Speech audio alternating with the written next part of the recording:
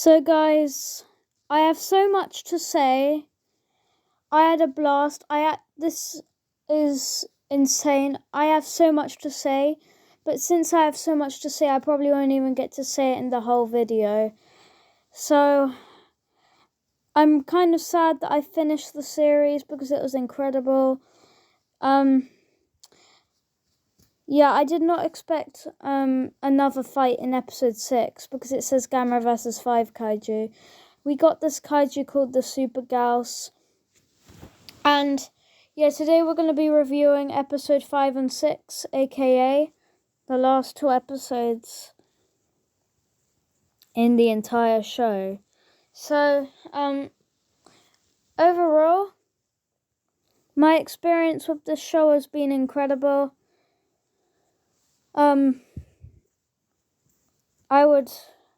It's like a rare occasion where I feel like rewatching it. Like, there are some not so beautiful scenes that I really did not expect and felt sad about that I will explain to you in this video. But nevertheless, oh my gosh, this was an insane last 2 episodes.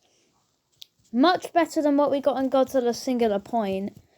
But yeah, it's a rare occasion where I feel like rewatching an anime series, because with Godzilla Singular Point and a few other anime shows or movies, I never felt like rewatching it for some reason. Not because it was bad, just because I never felt like rewatching it. Gamera Rebirth, though, it was so good that I feel like rewatching Gamera Rebirth.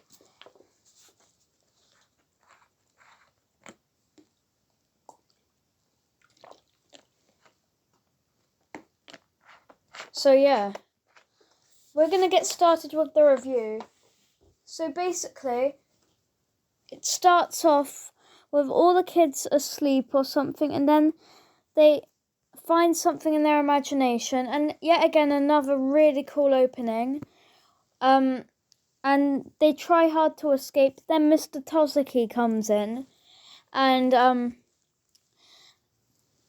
they then accuse him of being bad because he's just doing his job, and that's what slightly panicked me, because I was like, oh no, because I really enjoy Mr. Tozuki as a character. Even if he did become evil, I would have still loved him as a character either way, because he was that hilarious.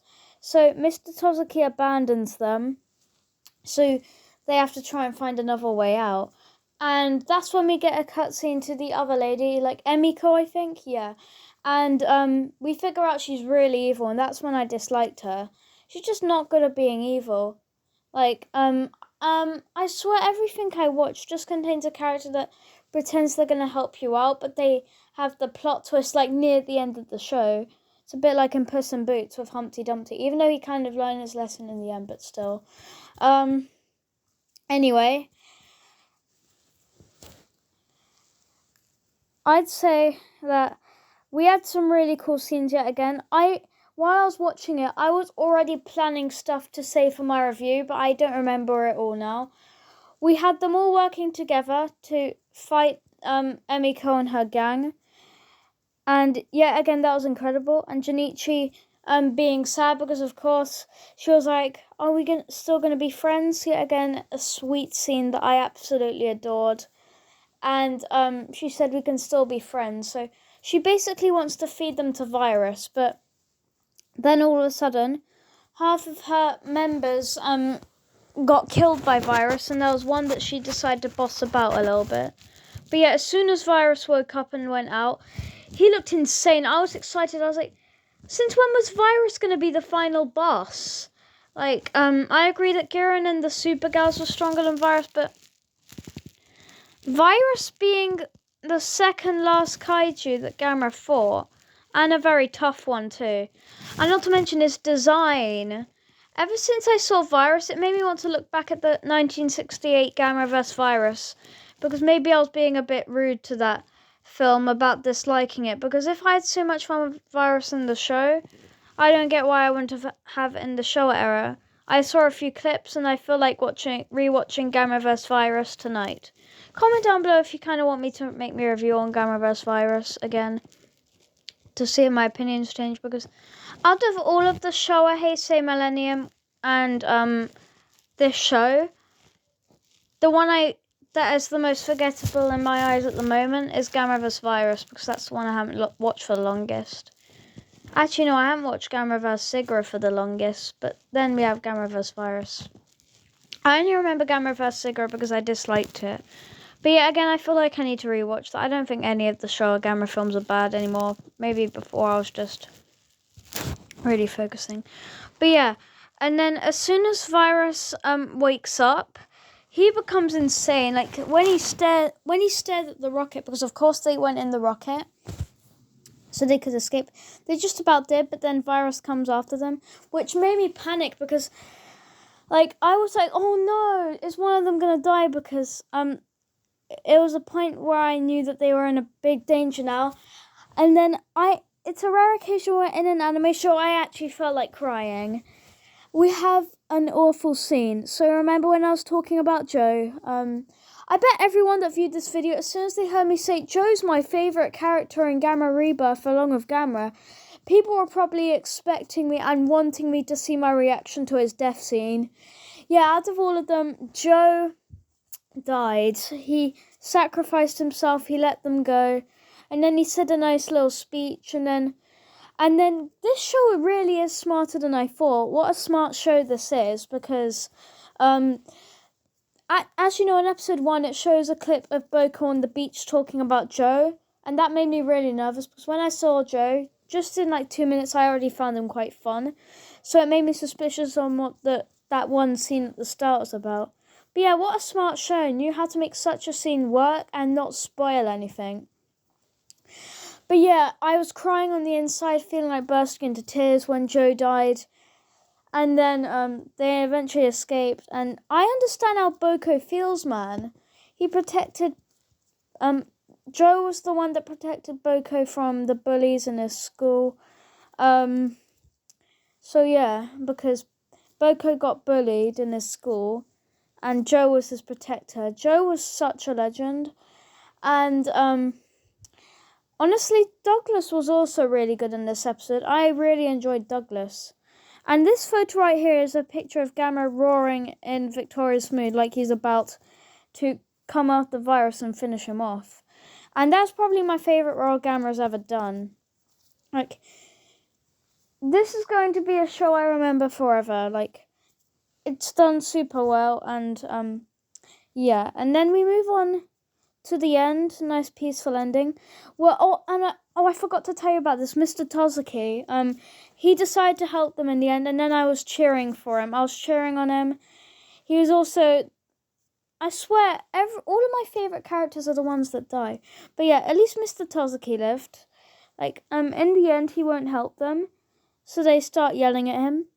And then he goes back to do his work or whatever. And then we move on to the next episode. And I must say, I did not know what was going to happen. I thought, since it said Gamera vs 5 Kaiju on the logo, I was thinking, well, who's going to be the last one? And then apparently, because I was thinking that Virus was the King Ghidorah of the Gamera Rebirth, but then Gauss came back. Yeah, Gauss is basically Gamera's biggest enemy, like King Ghidorah and Godzilla, basically. But yeah, we just gotta... This scene is so beautiful and sad. Like, Boko's reaction gets me all the time. Like, this one shot right here is just so sad. Like, Joe was so brave to do that. We've all got to agree, other than maybe Boko in some of your opinions, Joe is the best. Like, he was the only one confident to actually sacrifice his life to save his friends, and it was pretty sweet. And it's very nice to think about too, since even though they had quite a big quarrel in episode 4, he was still brave enough to come back for him. And even though he has a rude attitude to Boko sometimes, deep inside he still really liked him. And yeah, again, it's really nice. Like, you can just tell how protective he is to Boko, and then we get some really cute scene. So, you know, Boko has flashbacks to when he helped him ride his bike, And when they went in the treehouse, oh my god, it was all so cute. I bet Boko would have died so many times if it wasn't for Joe. Like, why did they pick Joe? I guess Joe made the most sense since he did have a tragic time. Like Boko, probably worse than Boko actually. And I suppose it makes the most sense there was Joe. But yeah. And shortly after, when Gamera defeats Super Gauss in an amazing way, Gamera then becomes evil for like a few seconds, and then he hits a beam, which is literally moon level. I feel like I got to note that down because that's really strong. And then shortly after, I then pretend it's because I'm tired. Yeah, I feel like I'm actually going to cry because, come on, these are my two favourite characters in the show and you kill them off. Other than Gamera at the start of Gamera the Brave, this is the first time Gamera's ever died, not including the Gamera opening scene from Gamera the Brave. But, like, it's basically trying to create Burning Godzilla's death from Godzilla vs. Destroyer. It was so upsetting. Like, I felt so bad. Like, now I get how Boko truly feels. He's lost his hero. Well, they're both his heroes, actually. He's lost Gamera, the flying turtle that we've always loved, along with the King of the Monsters, Eighth Wonder in the World, and Queen of the Monsters, and Fire Demon, and Monster Zero, and Mechanic Robot, and the, what's Destroyer? Oh, whatever, it's fine. But yeah, that's when I felt like being emotional. It's never going to feel the same without Joe.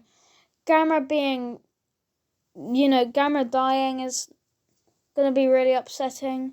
But hey, Gamera saved them at the end of the day, and that's what we like to see. We're going to give out a few scores now, because I think I'm done reviewing what happened in the episodes. I told you that will probably be my longest explanation yet. But yeah. So basically, we're going to rate Super Gauss and Virus's designs and deaths. So Virus's design is a 9.5 out of 10. It looks incredible. And then I looked at the original Virus's design and I was like, oh my god, what an underrated kaiju. Like, being a really worthy opponent to Gamera. It's a shame it was such a short fight because it was just Virus destroying Gamera, him going to space, Gamera following him to space, and then Virus dying. And Super Gauss, oh wow. So in the scene where the tanks were trying to destroy Super Gauss, we saw his huge wings in the distance. It looked like Void Ghidorah if he had wings. It was so incredible. And yeah, I did not expect a Super Gauss. And the way they died are also really nice. Oh, I forgot to rate Super Gauss's design. 8 out of 10.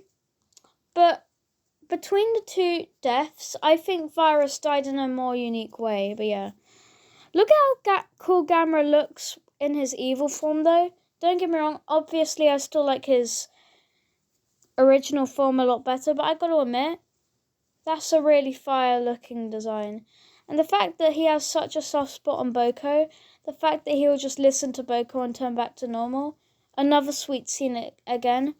The thing that makes it so memorable is it was Gamera's last scene. Like,